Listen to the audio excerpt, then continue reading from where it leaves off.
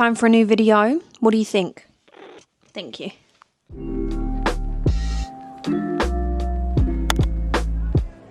These products have been the stars of 2024 in my opinion, so they are coming into 2025 with me. It's only right that I start off with skincare because these two products here have been my absolute ride or die. I'm quickly just going to lay down my eyebrows. I'm not going to talk about a brow gel because I haven't found one that I am obsessed with this year. Okay, that's better. They might look a bit crazy now, but they will come together a bit later. And I like to go around to make sure there's no product on top of the skin, because otherwise it will look a bit weird with the makeup. First makeup product that is definitely coming into 2025 is the brand new Huda Beauty Easy Blur. I'm currently in the shade Latte, which is the perfect winter shade for me. It has this gel-like consistency and it really does have a beautiful kind of like satin finish. It doesn't look too matte or too dewy. And when I first got this, I was like, oh my god, I love it. And then I was like, do I love it? And then I was like, yeah, I really do. It makes my skin like the better version of itself. And like I said, that color match is just absolute 10/10 for my winter shade. This and Haus Labs are my favorite foundations from 2024.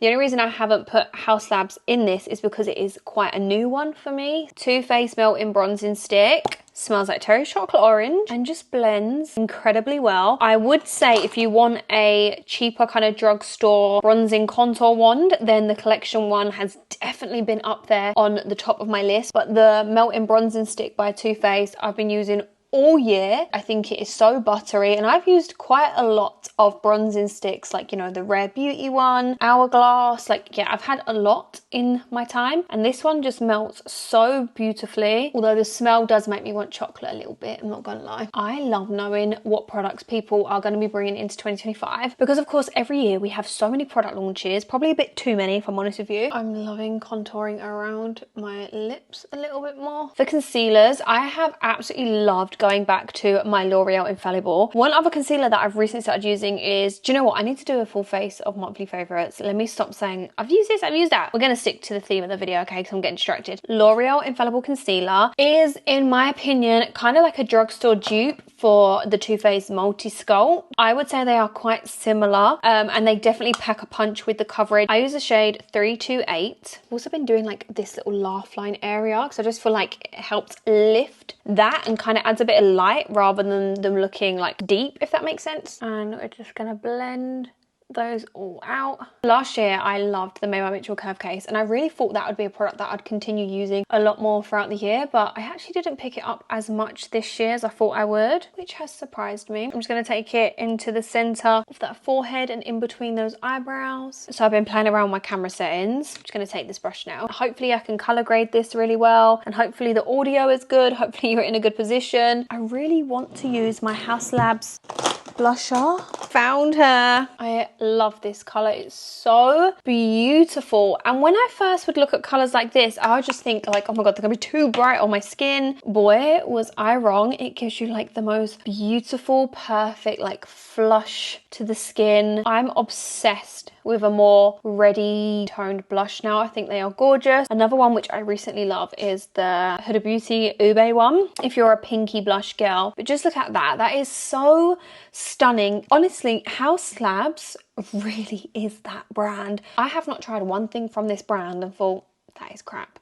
Not one. Look at that. They were not lying when they said glossy balm. It is so beautiful. This is just glassy watermelon, by the way. This base makeup is looking so flawless, so radiant. Like, I just hope that the camera's picking it up. Sometimes it is hard to kind of get that true representation from a camera. This is the Mcgrath Skin Fetish. This one is in the shade Baby Pink. Guys, I think I said before, but look, my cat jumped up on the side and knocked it off, so I've got to be so careful with this. And it's not cheap, you know. Mcgrath is not a cheap brand. I got this from Look Fantastic and I do have a code. I don't know if it's still active. I have no idea, but if it is, I'll leave it in the down bar. If it isn't, then sorry. Look at that. So I take that all on my under eye. Oh, it just mattifies so nicely. I'm just going to pick up some more on my hand or whatever's left. I'm just going to run it over my eyebrows. My eyebrows get so shiny, so I don't really want to make them too shiny. Okay, I'm going to leave it like that for now. But what I am going to do is grab Huda Beauty Easy Bake. I just don't ever see myself not using this product. Like, I just don't. This is the shade Banana Bread. So for the outer perimeter of my face, I would tend to use a color that matches more my skin. So for me, banana bread is really perfect because it has a really nice yellow tone, which is amazing for the outer perimeter of my face. If you see me looking behind you, it's because the mirror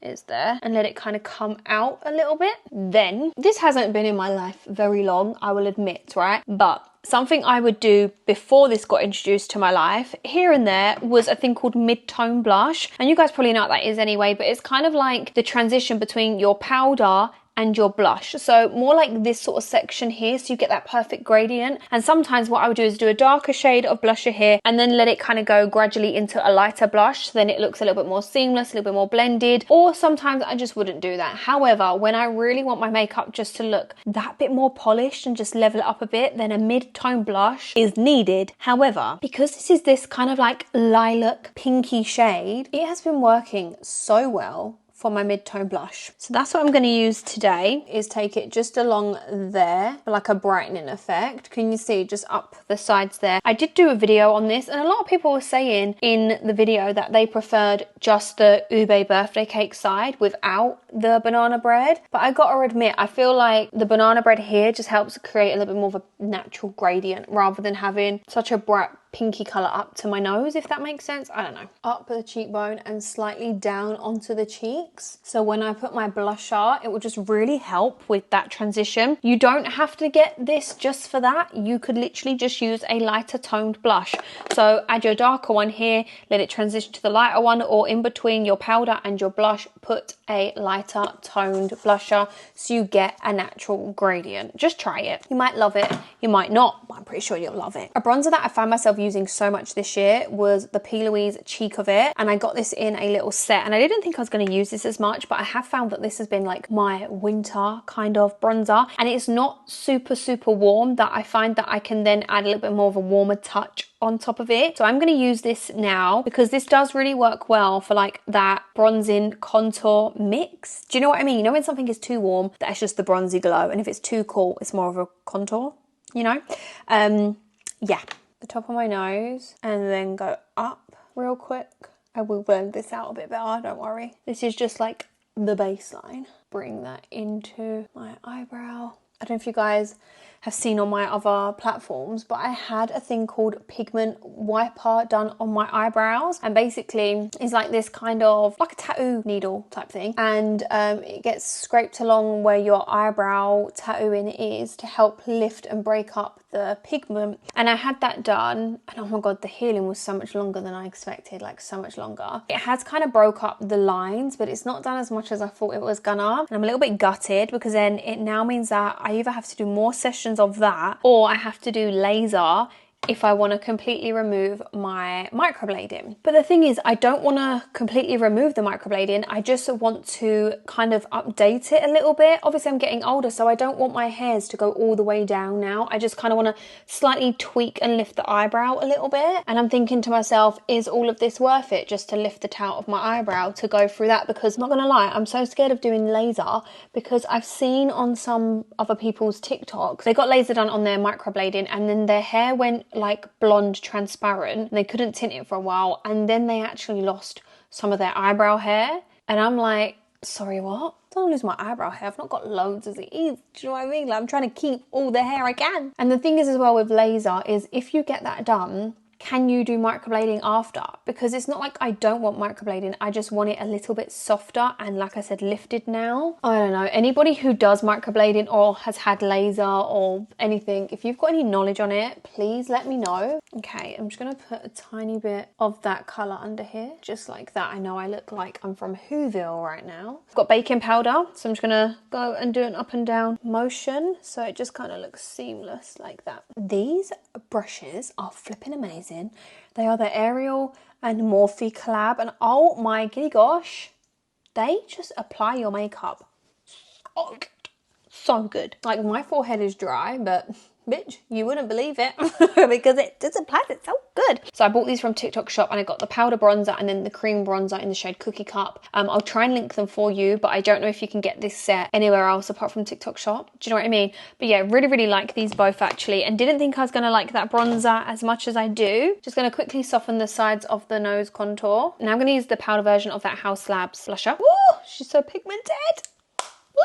I think I'm in the stage of my life right now where I've got blush blindness. I just use it so much and I can't stop. I just feel like my makeup doesn't look that good without so much blush now. I don't know what I'm doing. Just quickly going back over this area here with whatever's left on my powder puff. This year I have found myself just continuously going back to the Charlotte Tilbury Beauty Light wands. Oh, I've just rekindled my love for them, and they are just like little spotlights of highlighter. They are glossy, they're gorgeous. There is a hair on this one that I need to take off. They're beautiful. Ages ago now, when I'd first apply these, I'd kind of like swipe it onto my skin when I got my creams on and then blend it out. But the way that I've been using this is just by popping it onto the back of my hand. They do get a bit messy though. That's my...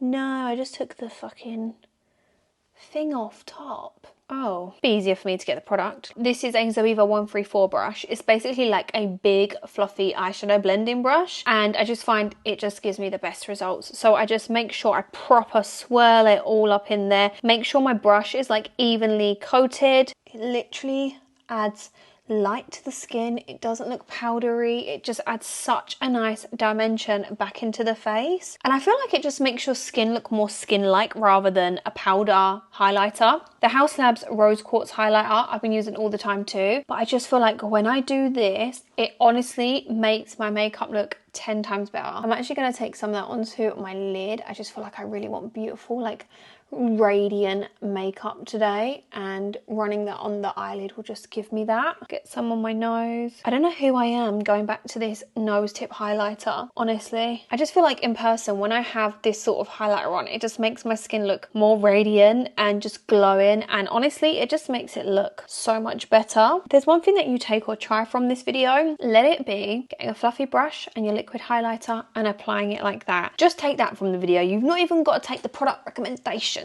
Okay, do it with any liquid highlighter you want. You ain't got to have the Charlotte Tilbury one. Use whatever you've got in your collection. Do you know what I mean? Now, another thing I'm going to quickly put on my lips while I do the rest of my face is the lip mask. I don't know how to pronounce this. Is it Lineage? Lineage? I don't know. I feel like I'm so butchering that name. Basically, let me tell you about this lip mask. When I saw all the girlies hyping about it, I thought, sis, 20 quid on a lip mask? Are you out of your mind? Like, no way.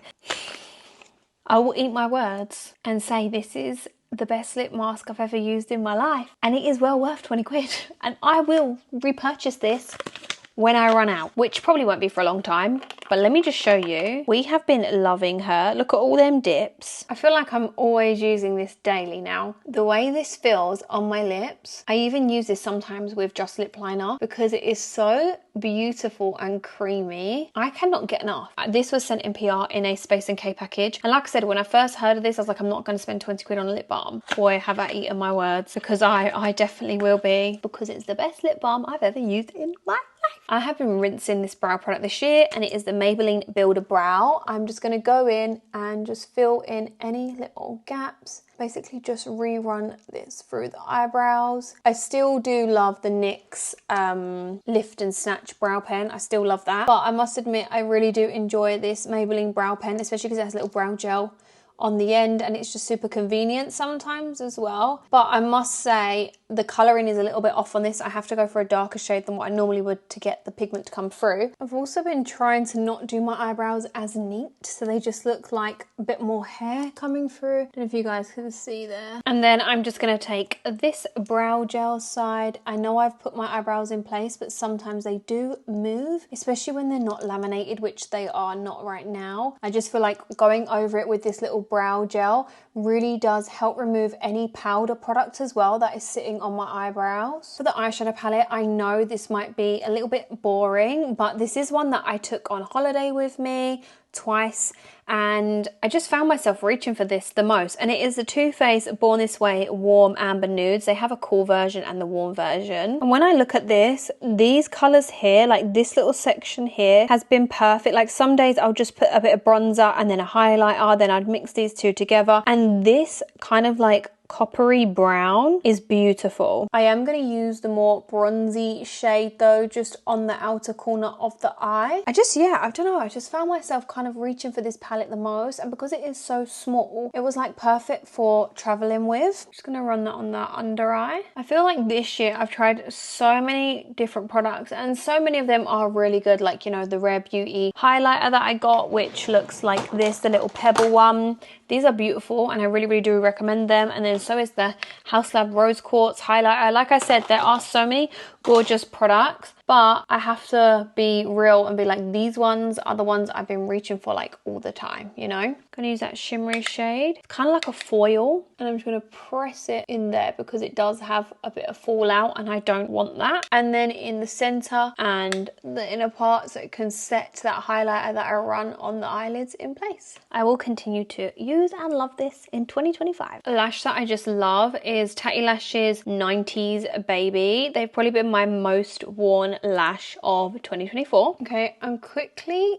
just gonna wipe off that lip mask because trust me, that will last hours if I don't. Lashes always just level the look up.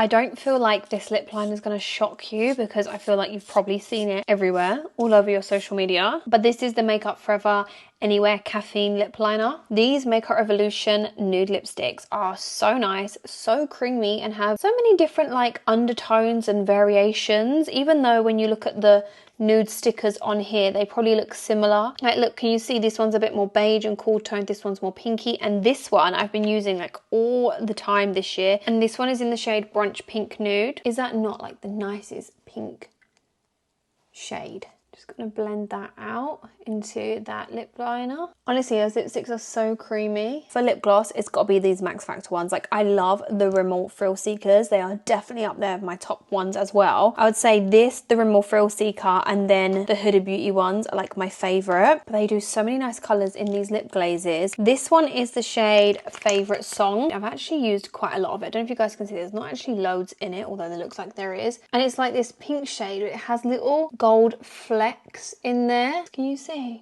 Setting makeup, and then I'm gonna do my mascara. It's gotta be my Charlotte Tilbury. I use a whole mixture of setting sprays. Sometimes I use the Morphe Continuous Setting Mist when I want to like refresh the skin. I'll use the Iconic London ones.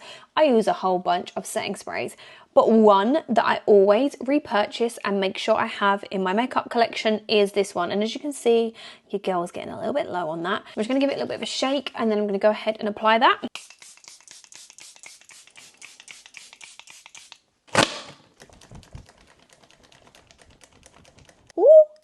Ooh, girl, I got my hair. Ah!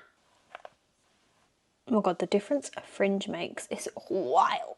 My most used mascara of 2024 is the Maxfactor 2-in-1. You can make it longer to lengthen, or if you really want to pack on the product, you can just twist this little bit and then it brings it down. I really do enjoy this because the bristles are so small, and I have quite short eyelashes that I just feel like it is so short that it can get on every eyelash, if that makes sense. I'm just going to press that onto my natural lashes so they blend with the false eyelashes now that everything's dry. Sometimes I don't like to do my eyelashes first because I feel like it weighs them down, whereas if I just do a little pressing motion, it just bonds them together. Last touches, I'll go with my Fenty finishing powder. So I'm just going to go around onto my chin because that does tend to separate, up my laugh lines here, and then just at the side of the nose because I like to keep that area quite matte, and then right in between the forehead so we can keep the shine just on these bits here. And this is the finished result. Don't forget to let me know what your favorites of 2024 are and what you think I need to be using in 2025, because you know I'm always open to try new things. If you don't already, please follow me on my Instagram and my TikTok because I post